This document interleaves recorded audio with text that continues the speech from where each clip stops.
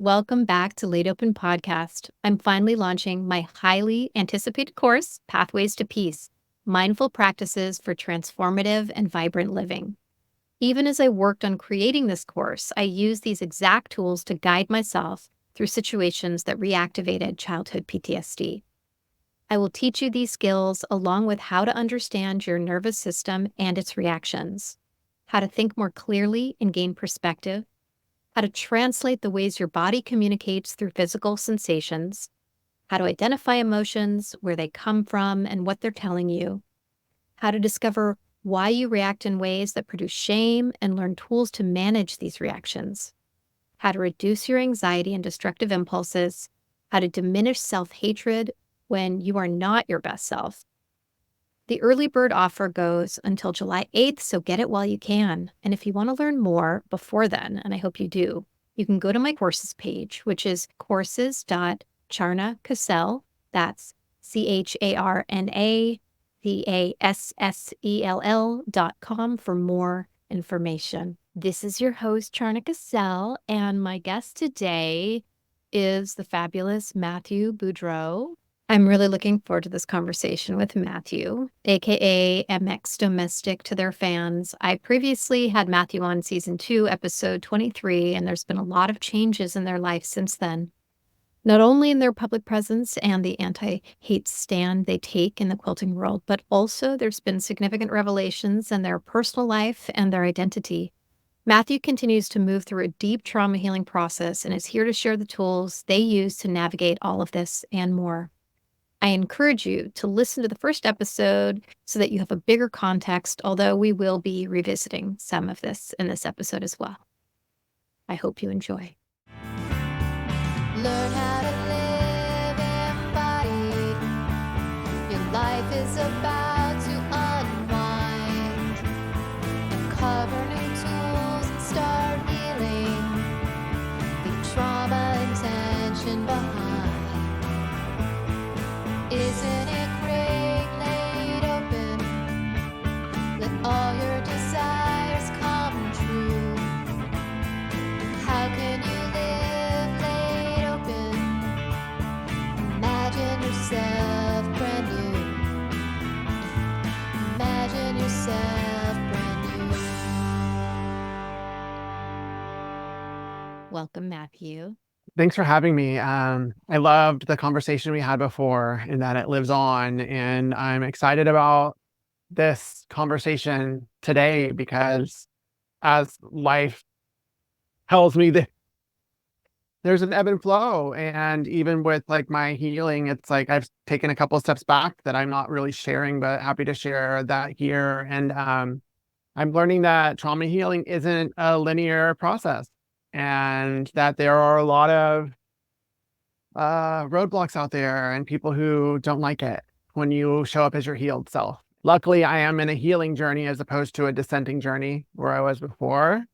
And so I'm able to tackle those. So I'm really curious how this conversation is going to go because as always, I'll be 100% authentic and show up as myself because that's all I know how to do at this point. Yeah, thank you. I so appreciate that. And I really enjoyed connecting with you last time as well. And there's a lot that you just said in that introduction. And in terms of where to start, do you want to, how about just where are you today? What's happening for you right now? In my body, it feels amazing. Where is the emotion? Somebody's doing some somatic healing. I am. Where am I today? I am stronger than I've ever been in my entire life. I have an aptitude for self-love that I never knew was authentically possible. It's not just something that I say, it's something that I feel. I want nothing more than to be my authentic self as I navigate this planet on whatever my next steps are. I have learned that I am on the autism spectrum. I have ADHD, CPTSD. Really, when I take all of the tests and when I got those diagnoses, it was like off the charts. Which is it? Is it all three?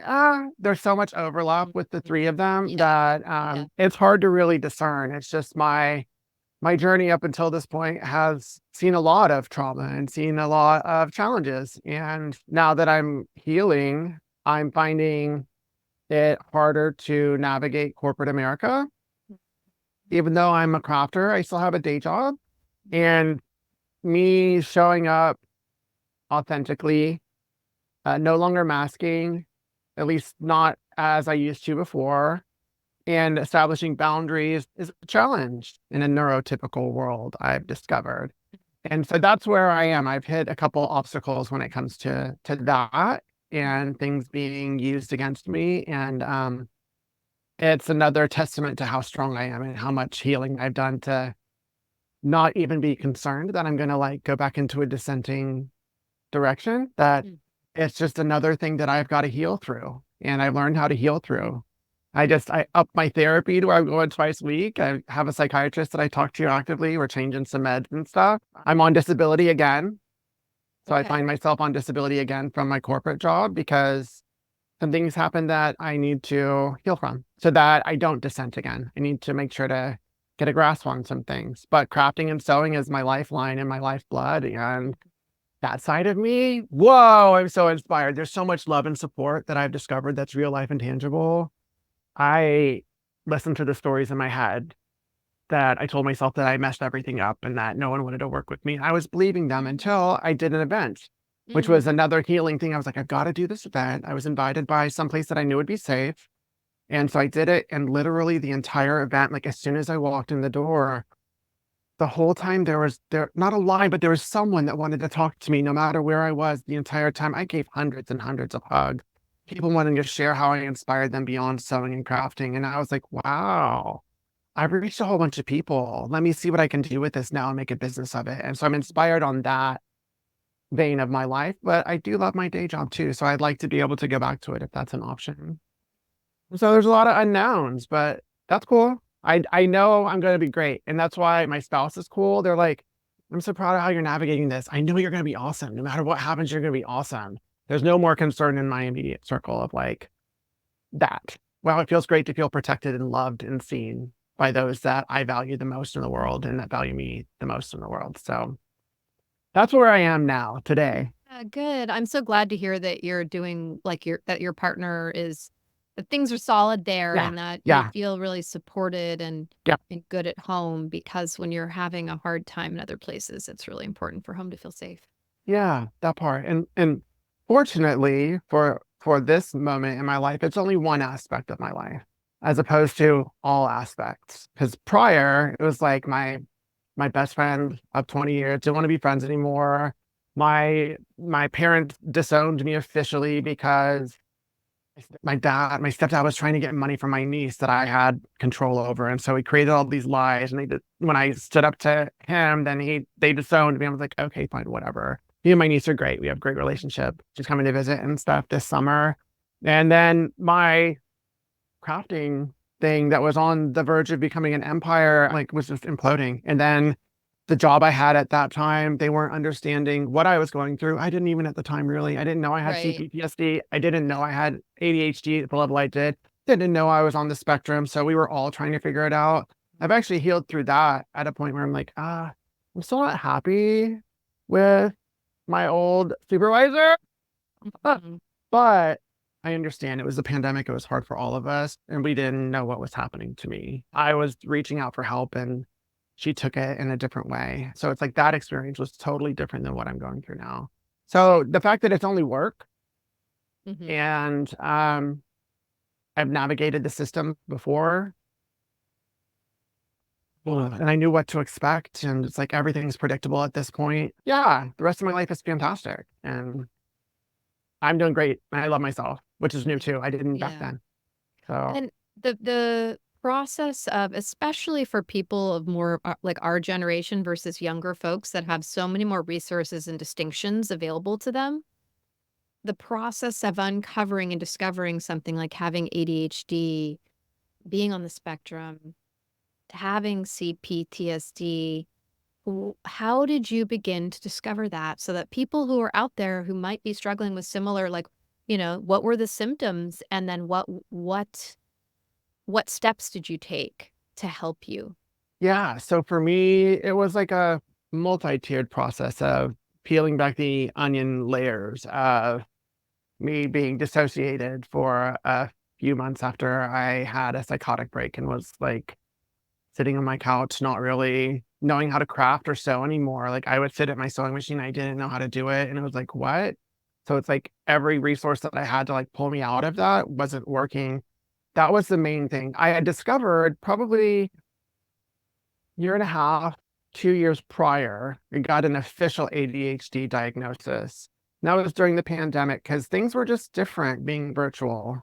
And I am in sales during the day. And so I go out and I interact with people. I'm not in an office. And so suddenly having to do everything like this was, it was just different. My executive function started to falter. And I was like, what's going on? Why is this? And my supervisor would try to have corrective conversations. I tried to do it, and it just wasn't working. I was being forced into a square peg round hole situation, and I just kept trying to ask for help. We had a major conflict because she, for some reason, was taking my request for help as a threat, and it wasn't that. I was just, I need help here. Like, what you're doing is actually making it harder for me. I need some help. So I went away for 4 weeks. My psychiatrist at the time put me on ADHD meds. We kind of knew, but didn't know at that point.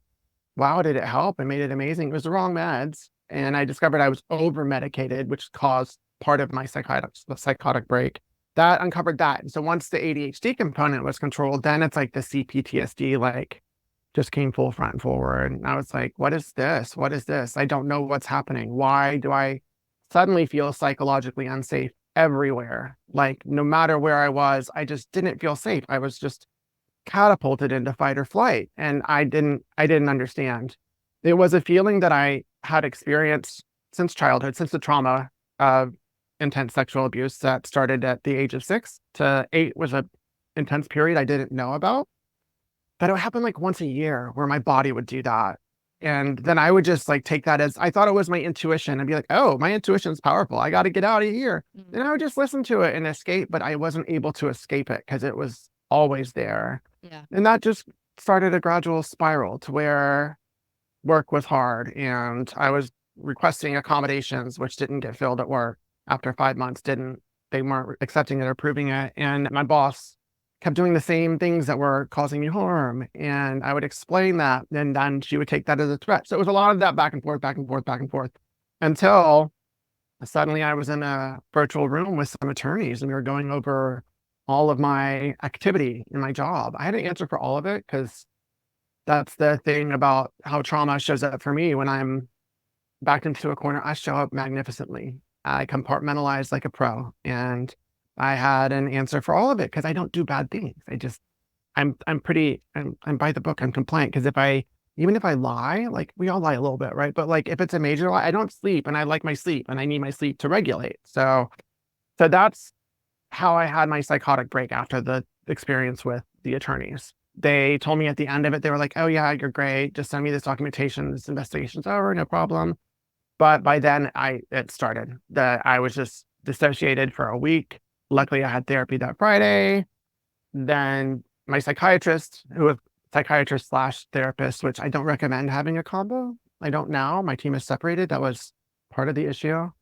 And they put me on disability. So I went on disability and I sat on my couch for a couple months and didn't know what was happening. My spouse didn't know what was happening until one time we went fishing. I don't fish, I crochet. I bring my crochet.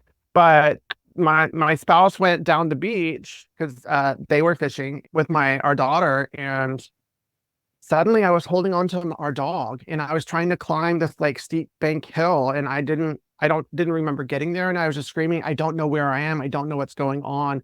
Come help me. Come help me. I'm so scared. And my spouse said it reminded them of like people that go to war. Like it was that. And they were like, oh, wow, that's what's happening here. And that, unfortunately, I had to do that for them to see it. Right. And for me to understand it. Shortly after that, I had a full-on like break where my intrusive memories came up, my childhood sexual assault, sexual abuse. Didn't know it was that intense. My stepfather, who was participant in disowning me, was one of the early people. Abuse of both me and my sister, who unfortunately passed away of an accidental prescription drug overdose 16 years ago now. And I remember she had a lot of the things I was going through. I remember her going through it. I just didn't know what she was going through at the Right. time. And she would like be like, "Do you remember this?" I was like, "I don't remember. I don't know what. I don't know." She was like, "Thank God, thank God." But like when the memories came, I was like, "Oh my God, this is what happened." And then suddenly, like a lot of memories in my whole life that I thought were like somewhat like ick. Suddenly, like there was so much more context around a lot of them. And I just had to like deal with the realization that, wow, my life has been pretty scary and I didn't remember it that way. And that was survival, I've learned. So I didn't realize how intense the CPTSD was. I don't know what of all of the things was what caused it. It was a combination of the disowning from my mom, suddenly talking to her every day of my life, and then not being able to contact her anymore. It was big. And then my best friend saying peace because she didn't like how I was speaking out on racism, and then my job, and then how I was showing up on the internet Yeah. scared a lot of brands, and so it was all descending. And that's when I attempted suicide. I'm so grateful I get to live. I'm so grateful it didn't work out. I still don't understand how it didn't. I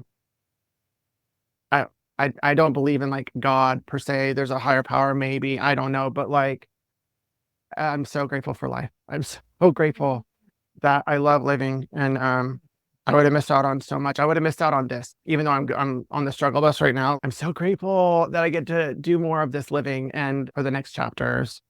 And that's how I uncovered the extent of the CPTSD. It was through that. And then as I was rebuilding myself the next day, that's when I came out as non-binary because I still didn't recognize myself, know myself, and was like, I need to latch onto something that's real.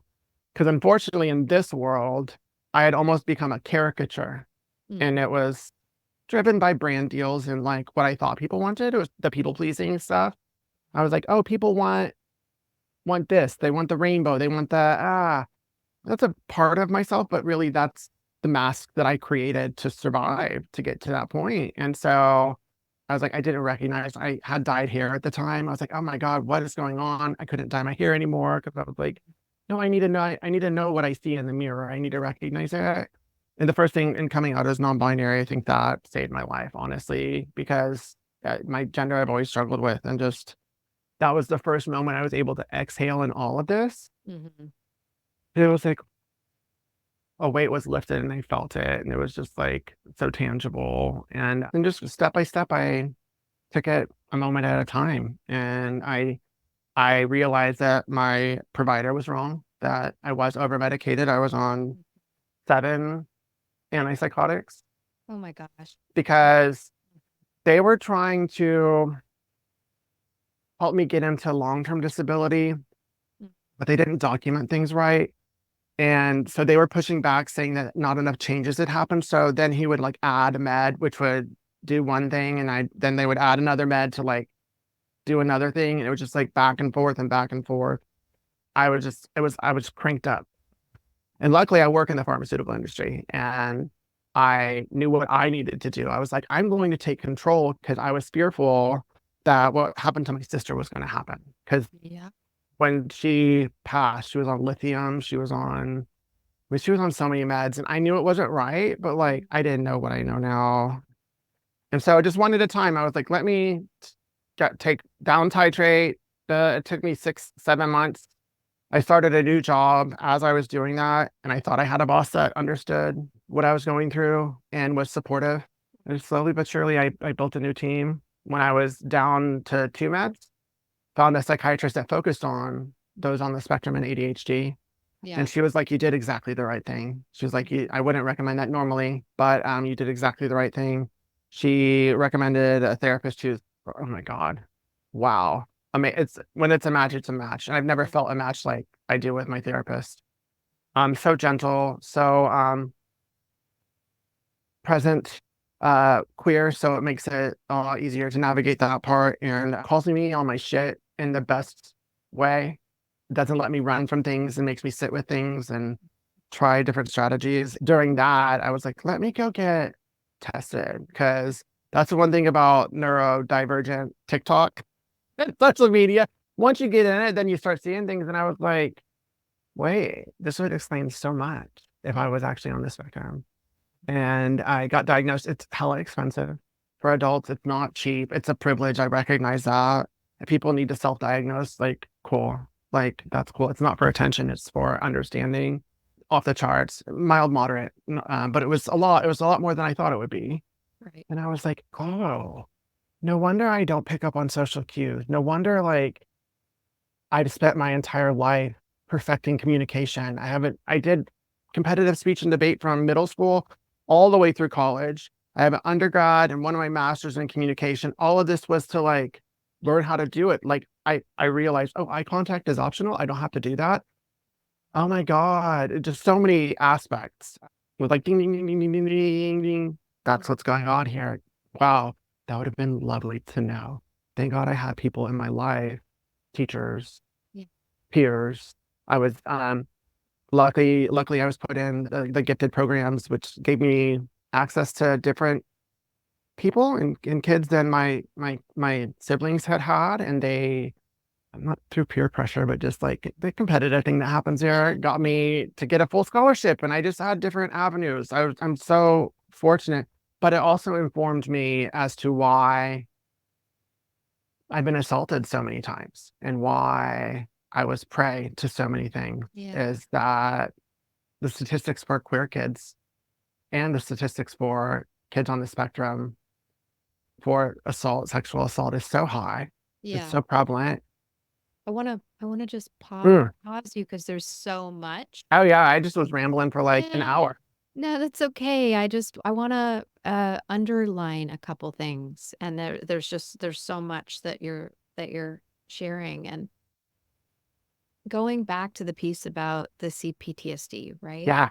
And first of all, you know, what people see often as ADHD is also an intelligent response to trauma, right?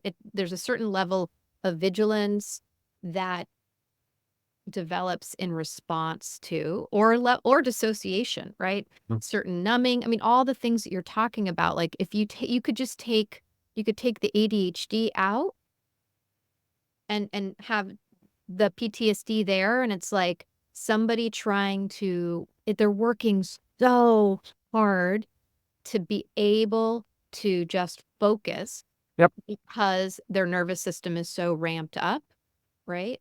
So, just like, but then you take the intersection and you add them all together.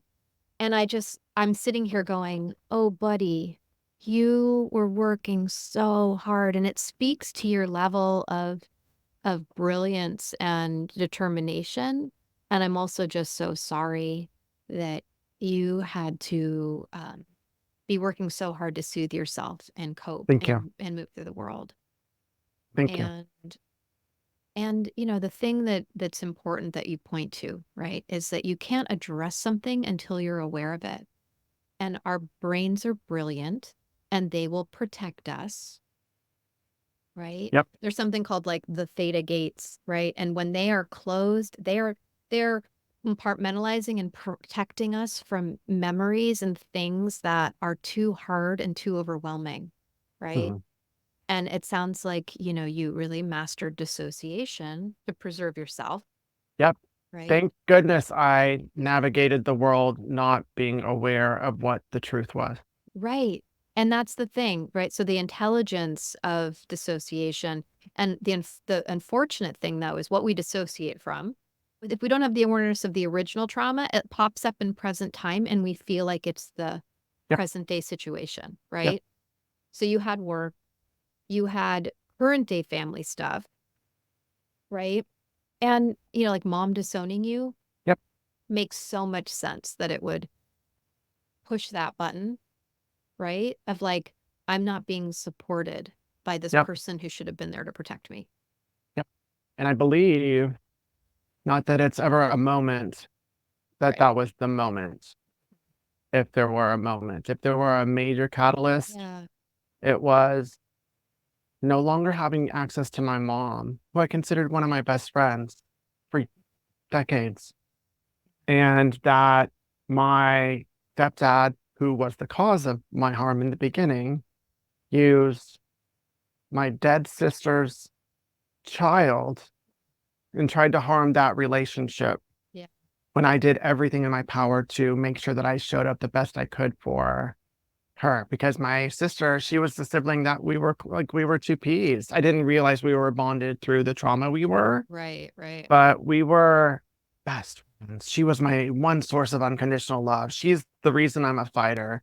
She's the reason I'm tenacious. She's the reason that I care about people that are different than me. She's the reason for all of that. And thank goodness, and getting to know my niece as an adult now, those values were instilled in her, and I did my good job, and hopefully she's gonna move with her boyfriend to the Pacific Northwest to be near me. Oh, that's Um, so special. yeah, That's so so that relationship was not harmed Good. because truly the not the burden, but when my sister passed, I was like, okay, I got to do this for her. It's like I was living for two people. And that propelled my career to a place I never knew I could achieve because I knew I needed to take care of her. And then when I had my own kid, I was like, I got two kids I got to take care of. I need to make sure that both are Yeah. taken care of. And I was like, why are y'all like, I'm the good kid. Why are y'all doing that to me? It was all because finally I was standing up to him and not knowing the harm that he had done and his friends. I refused to allow my daughter to experience any of the abuse from him. And he didn't like that, which a narcissist never will. And he pretended to be my mom in an email. I think he took advantage of her. I don't know that she has Alzheimer's. I know that my grandma did. And my mom's in her mid 80s around the same time. Took advantage of her demented state and planted lies and then just deleted my number from her phone. And luckily, I had one more conversation with her when I found her at a hospital when she had a hip replacement. And I didn't realize at the time that was going to be the last conversation, but she just kept saying, I knew that I enjoyed speaking to you. I knew that you made me feel good. And she kept saying that. And I was like, oh, yeah, of course, we love talking to each other. Yeah, That's what is great. that? And it was a great conversation. So I'm glad I had that. Yeah. I'm glad I had that. Mhm. But now in retrospect, I'm like, oh, that's what happened. Got it. Right. Got it. Well, as you became more empowered and started to have boundaries, it sounds like he was like, I need to control this narrative Yep. even more intensely, right? Yep. He used my mom and her relationship with all of us that same way. I just was never on the out. I was never, even though he detested me for being queer, and I guess later he detested me for being liberal. And as he called me in the disowning email, I'm just like all the other educated liberals that think that they're better than everyone. And I wanted to be like, no, I actually think I'm worthless. And all I ever wanted was for you to say I was good. And you never did. Like, I don't think I'm better than anyone. Now I realize my awesomeness. I'm like, oh, I'm awesome. So I've gotten there without him. But yeah, all of the overlaps and that CPTSD, it's a doozy. It's a doozy. Well, and I think it's important for people who don't know what it is, but just the specifics of that there are layered traumas, right? There's so many different ways. And without knowing more of the story, the narrative that I could make up from just being a viewer of your social media. And this was actually a question I had for you. So I'll put the question aside for a second, just say that, layers of there's the personal developmental trauma, of which I assume might be sexual abuse. Yep. And also coming out as gay. I don't know, where did you grow up? In Texas, Houston, And Texas. okay, there we go. Yeah. So With culturally, right, not being accepted, homophobia. And so there's the intersection of all these pieces and the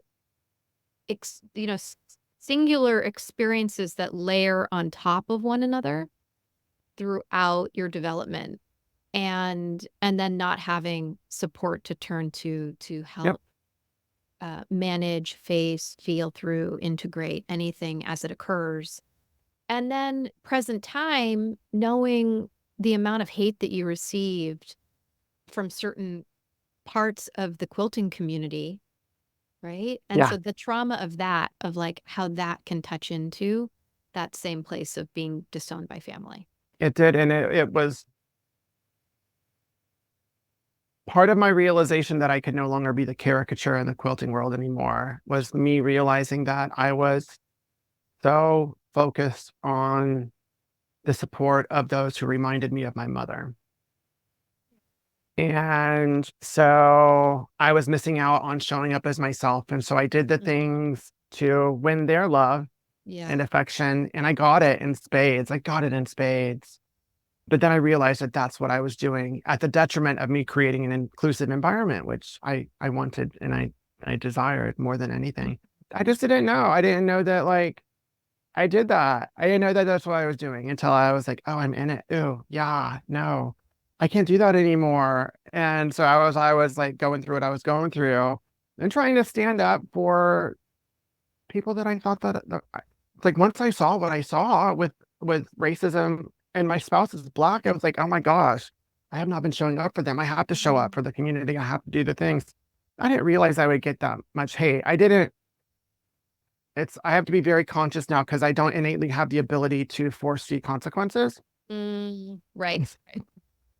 But Well, now, if you're moving through the world mostly triggered, yep, that's not the part of your brain that you're yep, moving from, right? yep. And so it blinds you to consequences. So I didn't think it, and now experienced that a couple times. And I'm like, oh, yeah, that was predictable. And so it's like I have enough data points to realize these things are predictable, and I don't do them anymore because my mental health is the most important thing. And Yeah. so I just learned how to communicate certain things if I want to talk about issues more empathetically, as opposed to like poking the bear and like Yeah. doing that. So I know that one of the concerns for you at one point was moving from realizing, okay, I've actually been doing a lot of social media from a triggered place. And now that you've learned some tools for self-regulation, one, I would love for you to share, like, what are the tools you have Mhm. to regulate yourself? And then two, how do you approach in before doing some posts or sharing something and taking a stand for something, how do you check in and make sure you're doing it from a place that's more regulated rather than triggered? Right. Which was a process to develop because I didn't have those skills.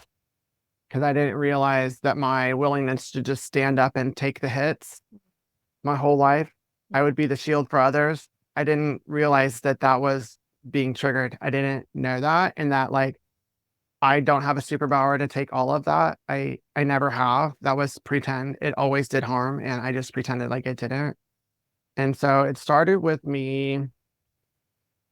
When was it? It was the beginning of 2023. There were a couple posts for Martin Luther King Jr. Day that people had posted that were very performative, and they were brands that I knew about. And I didn't post it on my feed. I did it on my stories, and then I didn't get the response from them that I thought. I thought that would be like them. They would like reach out, but instead they didn't, and it was over. And I was like, oh, I didn't realize.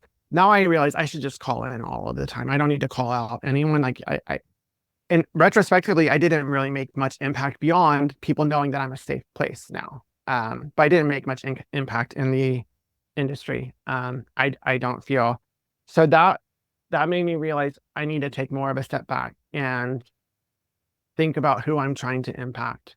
Am I doing all of this for follows and likes? Because it's easy content to post about social issues when they're happening in real time and get a lot of follows and get a lot of engagement. I was like, that's not the reason I do it there. I don't want to do that. Then I just started thinking about, well, what's always been the impact? I'd done it enough to realize what it would do.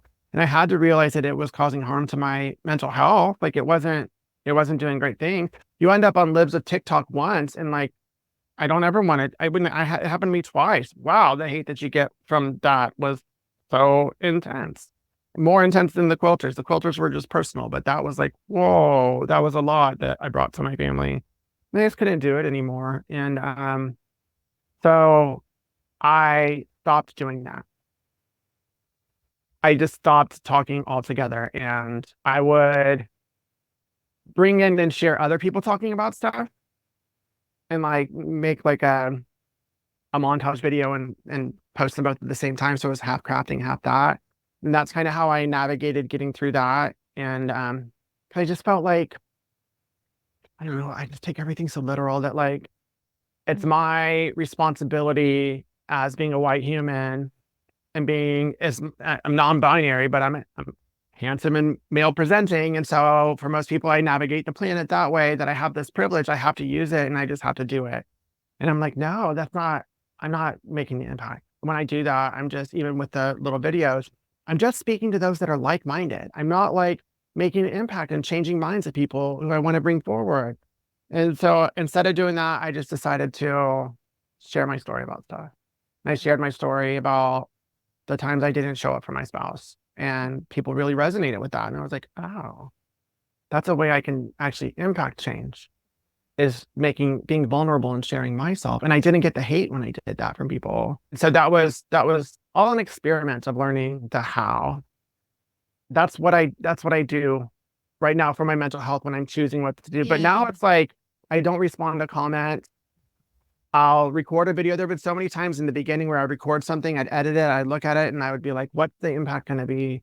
Who am I speaking to here? What's going to come back on me? And I would just have to have those thoughts. And I'd be like, oh, I don't want to post that. And so I don't want all of that to come to me because it will hurt my mental health. And just that realization was a big one. And taking a step back, responding to comments, it's like, why do people do that? I don't like, why would you respond to a hater like that? But for the most part, it's like, why are you going to argue? Because it would just get me triggered, and just identifying that feeling. Because for the first time, I was starting to know what not being triggered felt like. So it's interesting because when I think of like, well, what are you doing to regulate yourself before posting? I'm thinking from a somatic vantage point. I'm like, are you relaxing your pelvic floor and breathing into your belly and feet? Are you like, what are you somatically, physically doing for yourself to calm and ground yourself, right? Before posting, So what are the actual practices? So it's great that there are these things, external things to not Yep. engage with, because what your narcissistic stepfather did, right? It's like having one of those commenters and haters living in your Yep. home. Yep. Hooking you. And so disengaging is one of the few ways that you can take care of yourself. But then what about internally inside yourself? For me, just in general, I'll answer in general, and then the specifics that I do to get me to the place of calm, right? So in general, I just listen to my body. I listen to it. It's a lot of what we do in therapy is like, anytime I'm having a feeling and can I identify it, where is it in your body? What's that feel like? Describe it, that kind of stuff. But I'll just listen. Now I know what the triggered feeling feels like. Can you describe that? Because I think that's really useful for people to be able to go, oh, this is a sign that I'm triggered. So, and it's going to be different for different people, but what is it for you? For me, it's like my body is a little bit more tense. I feel my muscles being a little bit more tense. My heart rate probably doubled. I can feel it jumping out on my chest. I'm speaking at a more rapid pace than I would normally. I do get a little bit red-faced sometimes whenever it's pretty intense. But really, it's a tightness overall in my spirit, my throat, my voice, my demeanor, just everything. And that is not confidence. That's triggered. And so I do the things to get out of that. And I listen to like binaural music, do a lot of EMDR.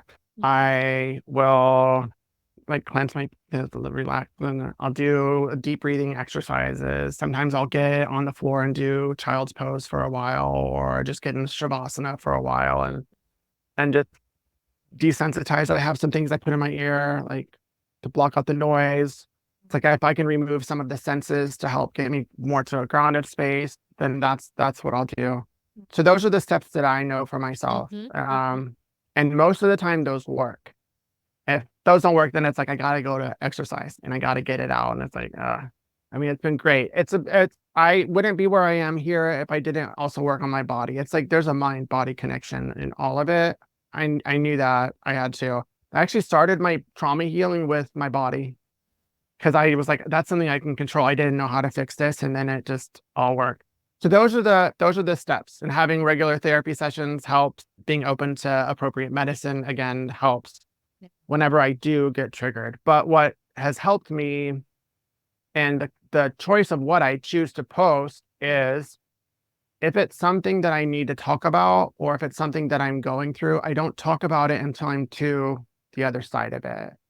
I don't Yeah. want to talk about something when I'm in it, because then I get trapped in it when I post it online and I don't get to the other side. So if it's an issue or a topic or social justice, then I want to get to a place of moving past the anger to a like, okay, what can I do to help? Where am I in this? How does it relate to my life? How can I communicate it? And my brain will just do what it does. And occasionally I'll post, and most of the time I won't.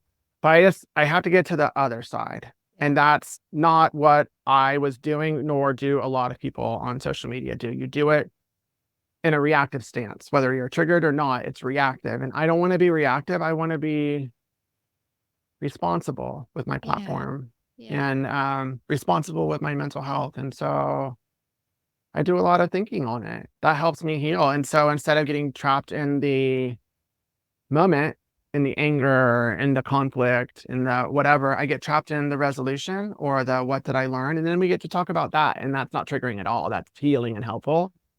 I love that. That's helped me. Yeah. And I didn't realize that I just stopped. I don't post as much on those kind of things anymore, just because I was like, I want to just sew and craft. I don't have to do all of that. I can just be. I know I have privilege in some aspects, but I also have a lot of oppression and a lot of trauma and a lot of other things, and being visible in itself in this space and showing up proud is doing a lot in itself that I don't have to make up for the wrongs of all the other people. And I can just focus on ways that I can help without hurting myself. Mm-hmm. Mm-hmm. Yeah. Yeah. I think that there's, you spoke at the very beginning when we started talking about boundaries. Mm-hmm. It sounds like you've gotten a lot better at respecting your own boundaries Mm-hmm. and like, because what happens with sexual trauma, right, is boundaries the message is you don't get to have them. And then if you don't remember that that happened, and even if you do remember that that happened, you move through your life believing you don't get to have them. Yep. And that's unfortunately what I thought sex was. I didn't know. I no longer blame myself, but I've been assaulted 20 plus men in my lifetime up Yeah. through my 30s. And I thought I was doing it. I was like, what am I doing for this to happen over and over again? And it's how trauma repeats itself. It will happen. Um, and also because of my being on this, I just don't pick up on social cues. I just don't understand. Yeah. But there's so many times I didn't want to do what I was doing, and I would just freeze and That's right. just do that and get through it, and then pretend like it didn't happen, and then I forget about it. And so for my sexual identity, I identify as asexual, but I don't know. I don't know. Luckily, my spouse is, oh God, I am so excited and grateful I get to grow old with them. We've been together since 2001. They identify as demisexual, so they're on the asexual spectrum. It's just not a priority. And if I ever was open to it or wanted to do it, then I envision us sitting on a bed and being like, hey, you want to try some things, and just giggling and like Yeah. learning. Cause it's like, I don't know. They don't know. They have not a similar story, but they haven't had the best upbringing either. I don't know if I'm asexual or not. That's a safe place for me at the moment. Yeah. Yeah. Well, and I completely get that. And I just, again, I want to underscore a couple things that you said. I also grew up thinking I had a sign on my head that was like, if you're an old man, fuck with me, because what happens when you freeze, and it's so hard because people who freeze because of, early trauma or sexual trauma will often go into self-blame when it Yep. occurs later in life. And then you also had this masterful ability to compartmentalize repeatedly so that these things would get like numbed out, dissociated from, and then not addressed. And in a certain way, things repeat themselves to give us the opportunity to feel the original experience and address it.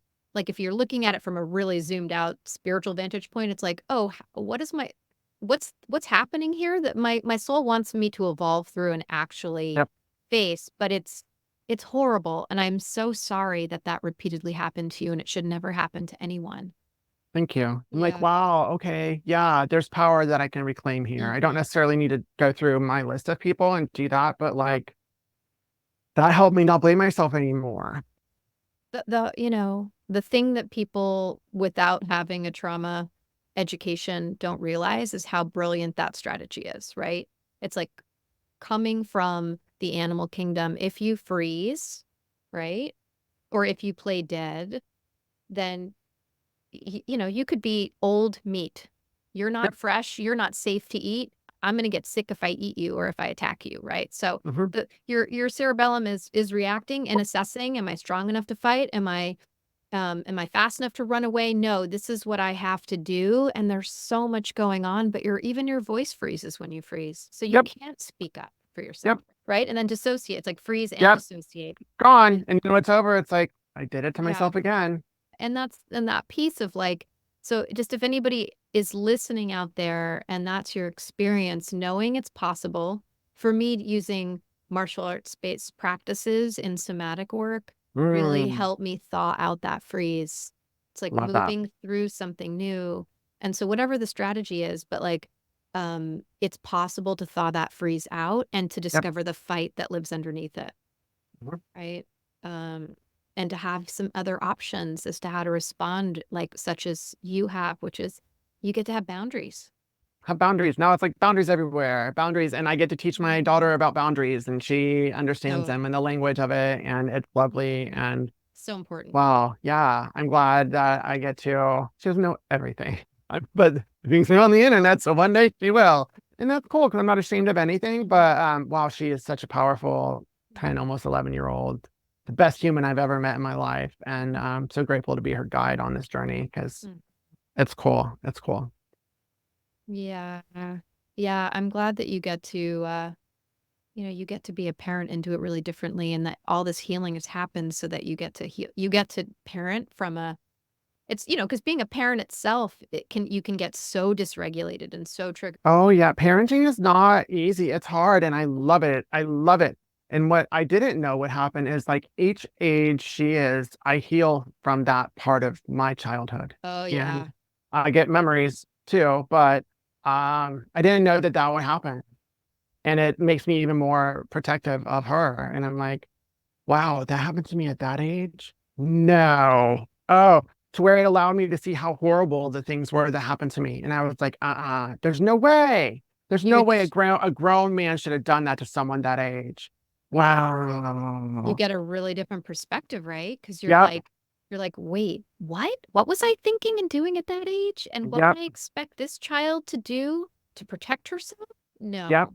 And then I'm enraged at the adults in my life that allowed it to happen, Yeah. that enabled it to happen, that instead of protecting me, looked the other way. Some were teachers, some were my mom, some were other friends of my parents, principal at school once. It's just wild how many people, instead of addressing it, look the other way. And I'm like, wow, no, we're on this planet to protect these little ones, not to pretend like it's not happening. Well, it's a really different era Yeah, now it is. than I it love than this. it. I love this era. I love it. It's outrageous when Yep. I look back and go like, wow, those were the standards. That Yep. was what was typical. Those were the conversations we were in. I'm curious if there's you shared a great list of things that help you regulate yourself. And I'm just Mhm. wondering if there's any practice in particular that you would like to highlight and walk our listeners through. And if not, that's totally No, I mean, honestly, it's the whole, I just keep going back to the binaural music and the binaural beats and removing other senses and getting in a dark room. Sometimes I'll go to my closet, but I have a couple playlists. I should post like a playlist or something on my in my yes. links, right? I'll have that by the time this is out. I'll do that Mhm. because that's I know a lot of people that would love that and aren't even Yeah. aware of it. But Yeah. essentially what that is it's music that vacillates between the left ear and the right ear, and it goes allegedly it goes between like the hemispheres of the brains, Mm. etc. And so I just listen, it's calming, soothing music for the most part. Sometimes it's like chimes and sounds, and that helps like regulate, and it Yeah. it just gets me back to like center and presence whenever I'm either dissociated or dysregulated. And so that's the first thing that I'll do. Like I had an experience at a work meeting, which started all of this after I had like an extended panic attack the first night when I was at the meeting, because I hadn't had one since before I went back to work. Then I had like a 3-hour panic attack, thought I was going to have to go to the emergency room. And then I was like, let me just use my strategies. I got through the meeting until the last moment when I started to dysregulate. It was like 5 minutes left and I had to leave. And the first thing I did was put in my binaural music and listen to it. And that in itself got me to good. Yeah. But for the most part, if I'm home and in a safe place and it happens, then I'll put in my headphones. I'll go to a dark room or put on a blindfold, lay on the floor, and I'll just do some deep breathing. And I'll like a count of 4 where it's in through the nose, out through the mouth. I'll do that until I regulate. And that helps slow down my heart rate. That helps me get back into my body. It helps me find presence and calm. And then I can figure out whatever the trigger was to remove that trigger. Because I can't figure it out when I'm triggered, what's triggering me. I don't have that ability. So I need to get to a place of figuring it out. And then once I can remove the trigger, it helps. But that's the process for me, really, is removing some of the senses, slowing things down by breathing, and concerted. Like that's really helpful. And listening to the binaural EMDR stuff, that all of that together is my go-to when I need a quick fix. So that's my main process. I'm so glad you have such a good recipe for yourself.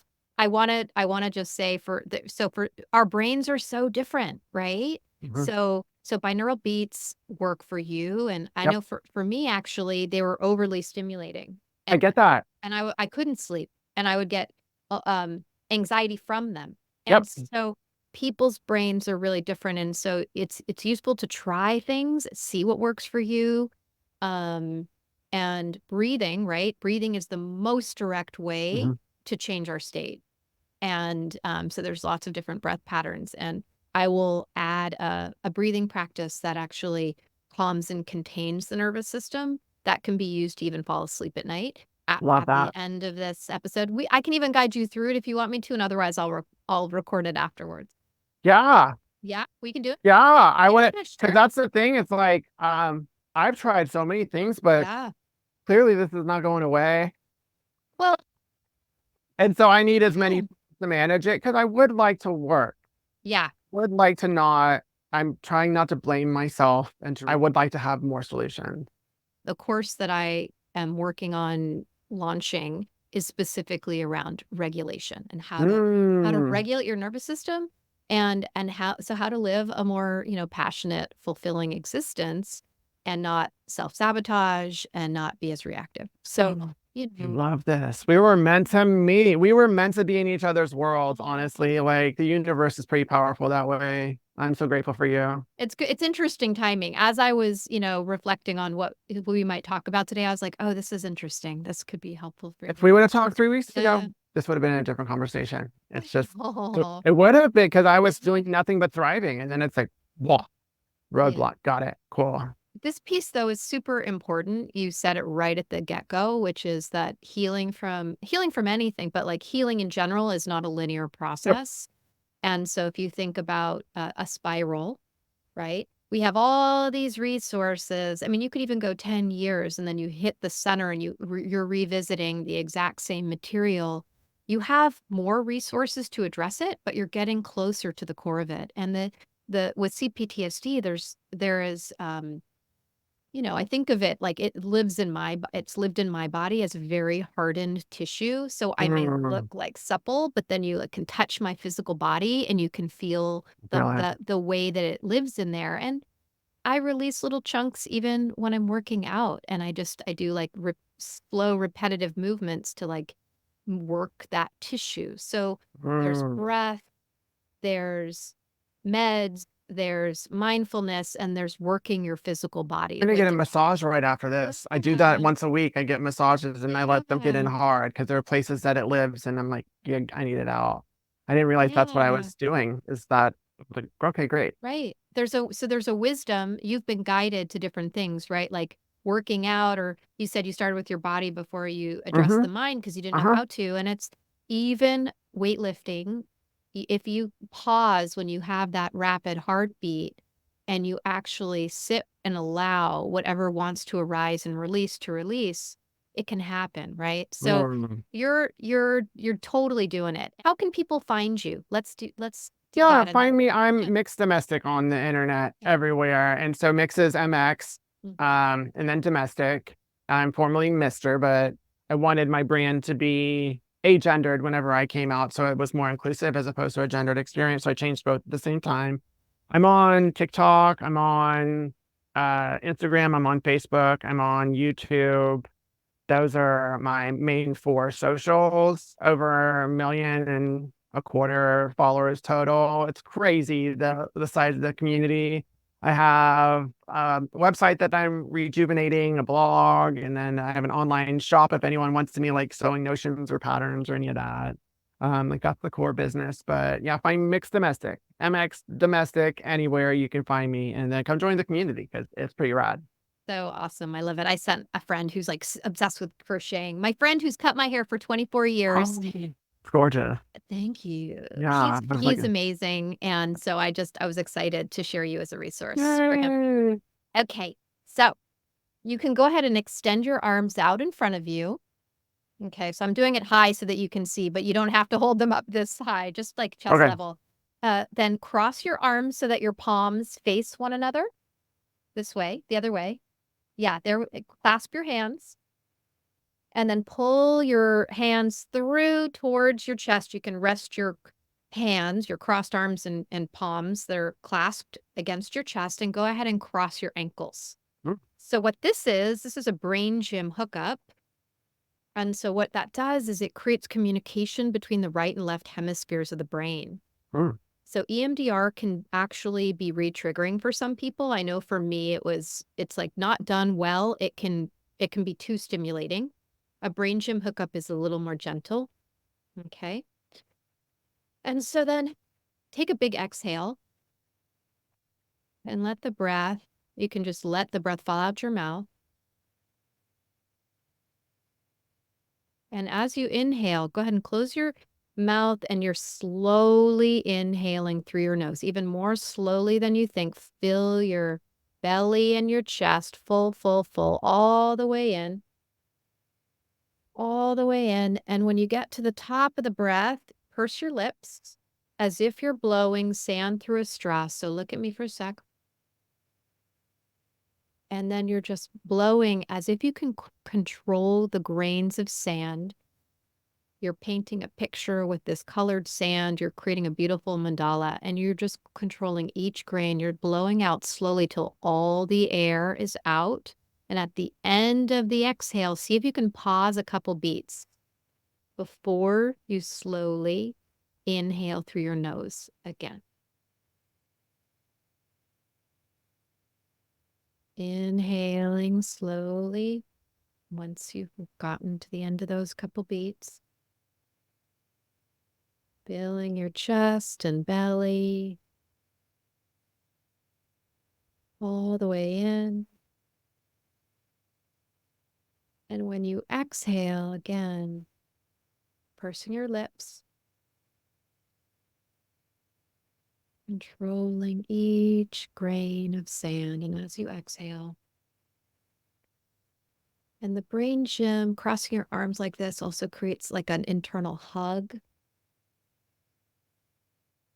Exhaling slowly, slowly, slowly. You can focus on the image that the sand is creating, or the pursing of your lips, or the feeling of your hands resting against your chest. And as you exhale completely, bringing in the next breath, slowly, slowly, slowly inhaling, and slowly exhaling. Slow. So slow is really key here.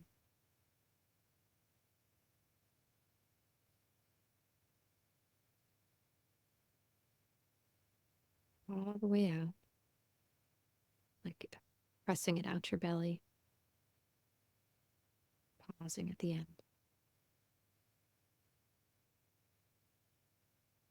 And slowly inhaling in again. So it's a gentle, slow. Feeling a breath in through your nose and blowing.